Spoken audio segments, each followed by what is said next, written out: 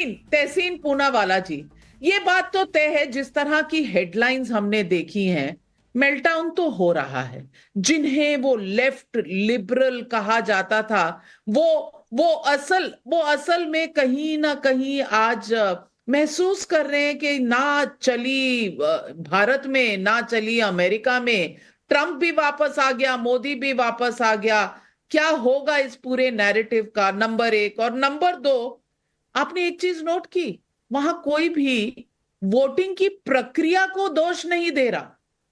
संविधान खतरे में है, ये सब कह रहे थे चुनाव के दौरान, लेकिन आज किसी ने वोटिंग की प्रक्रिया पर इल्जाम नहीं लगाया। सबने अपने आप में गलती ढूंढनी शुरू की है कि कहां रह गई बात। तहसीन पूनावाला, क्या भारत में ऐसा नहीं हो सकता था? नमस्कार नाविका जी, आपके शो में शिरकत करने का मौका मिला, इसलिए आपका शुक्रगुजार हूँ। मैंने वो मुहावरा तो सुना होगा आपने, बेगानी शादी में अब्दुल्ला दीवाना।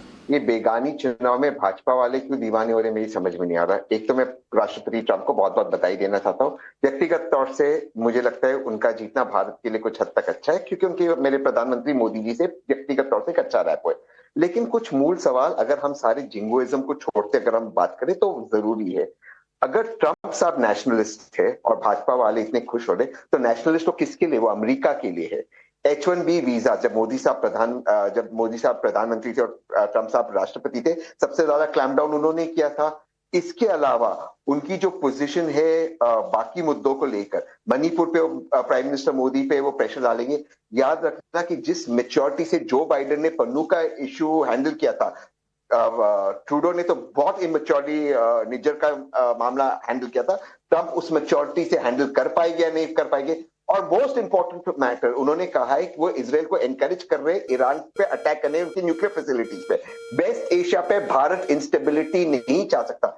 एक और चीज, जब प्रधानमंत्री मोदी जी और ट्रंप की बहुत अच्छी पर्सनल केमिस्ट्री थी, लेकिन ट्रंप और इमरान खान, इनकी भी एक केमिस्ट्री थी, और उस वक्त ट्रंप पाकिस्तान को एनकरेज कर रहे थे। वापस वहां पर एक प्रेशर आएगा। बांग्लादेश को अमेरिका ने डिस्टेबलाइज किया है, ये हम सब जानते हैं। अब उसके साथ हमारी विदेश नीति क्या होगी, सारी चीजों के लिए हमें आंसर देना होगा। लेकिन मोस्ट इंपॉर्टेंट चीज, ट्रंप प्रोटेक्शनिस्ट है, और प्रोटेक्शनिस्ट होने से भारत को इकोनॉमिक नुकसान होगा। तहसीन पूनावाला जी, जी माफ कीजिएगा, अब तक जी। मैं सोच रही थी कि आपका पर्सनल ट्वीट तो ट्रंप के फेवर में था, लेकिन अब हाँ, पाकिस्तान और ट्रंप का रिलेशनशिप, इंडिया और ट्रंप के नहीं इमरान रिलेशनशिप, खान, मोदी और नहीं ट्रंप इमरान के खान, पाकिस्तान रिलेशनशिप नहीं पर कह रहा हूं, मैं भारी इमरान पड़ेगा। खान कह रहा हूं। ये दिखाता पर्सनल है कि मेल्टडाउन हो तो ऐसा हो। रोहन गुप्ता जी, मैं निशब्द हूं, आप ही जवाब दे दीजिए। बिल्कुल, आज हम सबको निशब्द होना चाहिए, जो भी लॉजिकल हैं, जो भारतीय हैं, जो थोड़ा भी समझते हैं कि देश और पूरा विश्व कहाँ पे जा रहा है। देखिए नविका जी, आज का जो यूएस का परिणाम है, भले हमारे साथी ने बेगानी शादी में अब्दुल्ला दीवाना, एक बड़ा देश है जिसकी जहां पे कुछ होता है तो उसका इम्पैक्ट पूरे विश्व में पड़ता है। तो हमको चीज समझना पड़ेगा कि जनता क्या चाह रही है, पूरे विश्व की जनता। सबको एक डिसिसिव लीडरशिप चाहिए, सबको एक क्लैरिटी ऑफ थॉट चाहिए।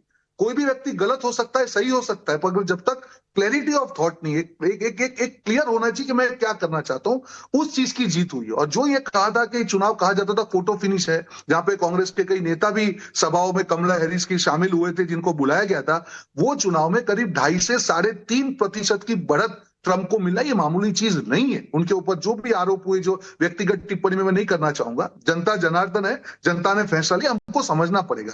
मैं इसके आगे के मायने कह रहा हूं कि जो इंडी गठबंधन के नेता नहीं कर पाए, नबिका जी आपके साथ ही मेरी डिबेट हुई थी 2-3 दिन पहले, वो ट्रंप ने करके दिखाया। अगर गलत को गलत बोलना जिस लीडर को आता है, जनता उसके साथ चलती है, उसका एग्जाम्पल है डोनाल्ड ट्रंप। जब बांग्लादेश में कुछ गलत हुआ तो उन्होंने छाती ठोक के कहा कि नहीं, ये जो हुआ है वो गलत है, मैं इसके खिलाफ, मैं होता तो ये नहीं होने देता। और हमारे देश में बैठे हुए नेता ये बात करने से डर रहे हैं। इनको समझना पड़ेगा कि जमीन से ये लोग कितने उखड़ चुके हैं, जनता के मुद्दों से कितने बिखर चुके हैं। ये उनके लिए बहुत बड़ा सबक है कि जो व्यक्ति आज देश का, यूएस का प्रेसिडेंट बना, उसने इस मुद्दे को उठाया। आज हमारा एक भी नेता उस मुद्दे को उठाने में सफल नहीं रहा। जनता इन चीजों को, ये जो दोगलापंथी है, उसको स्वीकार नहीं करती। दूसरी बात, मैं मोदी जी की बात करूं कि जो पर्सनल केमिस्ट्री की बात करी, हाउडी मोदी की बात हो या नमस्ते ट्रंप की बात हो, बहुत कम ये देखा जाता है कि वैश्विक तौर पे कोई नेता अपने पार्टी में होने के बावजूद भी एक व्यक्तिगत केमिस्ट्री के उनके साथ हमेशा आगे बढ़ते हैं। कई बार उसका मोदी जी को सामना भी करना पड़ा कि आपने नमस्ते ट्रम्प क्यों, पर ठीक है, आज मोदी जी समझ रहे हैं कि विजन क्या है, देश की जरूरत क्या है। जिस प्रकार से ट्रूडो ने यूएस के द्वारा, जो पुराना प्रशासन था उसके द्वारा भाजपा के जो भारत के ऊपर दबाव क्रिएट किया, हर दूसरे दिन लव लेटर आ जाता था, मुझे लगता है इन चीजों को रोकने में हमको अब सफलता मिलेगी। जो खालिस्तान खुलेआम घूम के नफरत फैलाता था देश के हिंदुओं के खिलाफ, भारत के खिलाफ, और आपने देखा होगा इंडी गठबंधन के एक समर्थक इसको हिंदू और सिख की बात कर रहे थे। परसों की डिबेट की हम बात है, ये मानसिकता का विरोध समझिए नाविका जी, हम सब भारतीय हैं। बिल्कुल मानसिकता का विरोध है। और मणिशंकर अय्यर, अभिषेक मनु सिंघवी की मानसिकता, तहसीन पूनावाला, इस पर तो जवाब दे दीजिए, क्या कहा है अभिषेक मनु सिंघवी? चलिए, मणिशंकर अय्यर को अगर ये भी कह दिया जाए कि लूज कैनन है, कभी भी कुछ भी कहते हैं, अभिषेक मनु सिंघवी मीम्स उठाकर लिख रहे हैं और उनकी पत्नी पर टिप्पणी कर रहे हैं। इससे बेहतर कांग्रेस पार्टी के नेता के पास कुछ कहने को नहीं है। तहसीन भाई, नहीं, देखिए, ये मुद्दे नहीं है। दो जो स्पेसिफिक मुद्दे, उन पर मेरे भाई रोहन ने जवाब नहीं दिया। कैसे मुद्दे नहीं है? पर मैं बताता हूं, अभिषेक मनु सिंघवी, अभिषेक देखिए, मनु सिंघवी इतने बड़े नेता हैं, मुद्दा नहीं है वो मुद्दा ही नहीं है। क्योंकि नाविका जी, बांग्लादेश में हमारे हिंदुओं पे अटैक हो रहा है और बांग्लादेश में रेजिम चेंज अमेरिका ने किया था। हम ये जानते हैं कि कोई भी वहां पे राष्ट्रपति हो, फॉरेन पॉलिसी उनकी ड्रास्टिकली चेंज नहीं होती है। और इस बात को लेकर अब जब भारत पे अगर और दूसरा पन्नू को लेकर ट्रंप और प्रेशर डालेंगे भारत के ऊपर, मणिपुर पे लेकर प्रेशर डालने वाले, ये सारी चीजों के, इन चीजों को भाजपा को जो जवाब नहीं देना है, इसलिए भाजपा पूनावाला जी, मुझे आपकी समझ पर सवाल उठाना पड़ेगा कि अगर ट्रंप ने 2 दिन पहले ये कहा कि बांग्लादेश में हिंदुओं और अल्पसंख्यकों के साथ जो हो रहा है वो सही नहीं है, वो टॉलरेट नहीं किया जाएगा, तब भी आपके मन में ऐसा विश्वास समझ में नहीं आ रहा कि आप अपने नेताओं को बचाने के लिए किस तरह से जलेबी बना रहे हैं। आज देश सुन रहा है। लेकिन विवेक श्रीवास्तव जी, तकलीफ क्या है? किसी ने वहां पर उठाया नहीं कोई भी सवाल कि यहां पर इलेक्शन फेयर नहीं था। संविधान खतरे में जरूर कहा था, लेकिन संविधान कितनी ब्यूटीफुली चला, डेमोक्रेसी और लोकतंत्र कितने ब्यूटीफुली भारत में भी चला, अमेरिका में भी चला। कम से कम आज तो आप ये मानेंगे कि पूरे दुनिया में कहीं पर भी ये डर की राजनीति काम नहीं करती।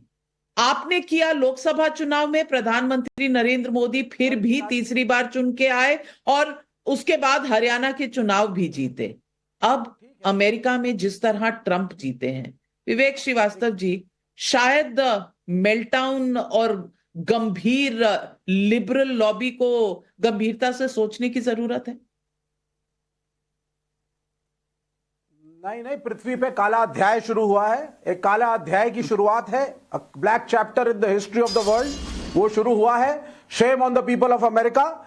एक तानाशाह जो इस्लामोफोब है, फनाटिक है, माइनॉरिटीज और मुस्लिम्स के खिलाफ है, व्हाइट सुप्रीमेसिस्ट है, उसको वो आया है, उसको चुना गया है, तो ये कोई अच्छी बात नहीं है, ना सेलिब्रेट करने की बात है। सीधी सी बात है, मैं क्लियर बोलने वाला आदमी हूं, डिप्लोमेटिक नहीं हूं। इसके आने से कोई पीस नहीं फैलेगी इस देशों के बीच में। मोदी का दोस्त मतलब ये नहीं है कि ट्रंप भारत का दोस्त हो गया। पिछले टेन्योर में सारे वीजाज अमेरिकन स्टूडेंट्स के खत्म किए गए थे। H1B वीजाज के रूल्स को टफन अप किया गया था। भारत का जो IT प्रोफेशनल वर्कफोर्स है, उनकी नौकरियों पर बन आई थी।